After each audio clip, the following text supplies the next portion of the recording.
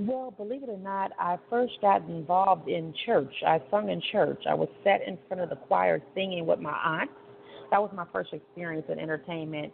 And growing up with my family, which my father is a musician, and I grew up in a house full of women, and my mother who continued to, always keep music, blues, old school presentations from all the different, general veterans of the game. Shout out to Aretha Franklin, R.I.P., her beautiful soul.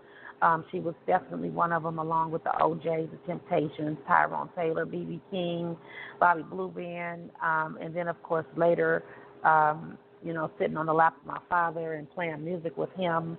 He played multiple instruments from the saxophone to the piano to the guitar and, was a trained musician. And then in between time, growing up in a church where my grandfather pastored and my grandmother was the mother of the church around musicians and playing the drums myself, playing the piano, getting experience in the choir and eventually leading choir songs at a very early age, not even trying to, but my aunties recognizing my talent.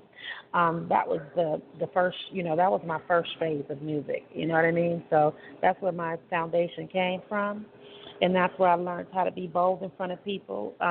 That's where I learned, the element of how to, to please a crowd. And then, of course, later going into recording a song in 1987 slash 88, 86. Between there, I recorded my first song, and then I ended up doing a singing project. And so at that time, hip-hop wasn't my desire, although I listened to it. I was doing singing because that's what I knew to do, and that's what I did well.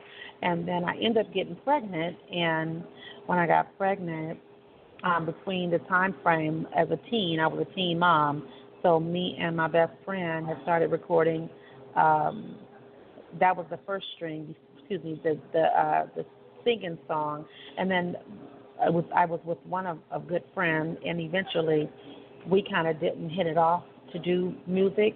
So during that time frame, I ended up meeting another person who became a good friend and my best friend even today, and we created a group called Sugar and Spice. And that was actually my first recording. It was actually in somewhere 1987, 88 was really the first recording. And so after getting pregnant in between that time frame of recording the first song, Biker Season was the name of the song on our first album as a group, which was called MVP, Most Vicious Performers. That was before we became the Clique.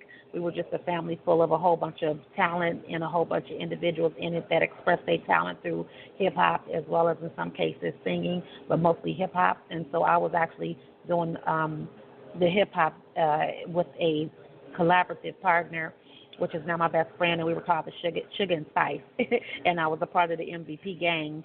And then eventually after getting pregnant and me and her both separating and her getting pregnant as well, unfortunately, she went a different way in terms of musically, and I was led to become adopted and create the group The Clique, which made me a founder of the group The Clique and became a member with my brother D-Shot, my cousin B-Legit, and my brother 40.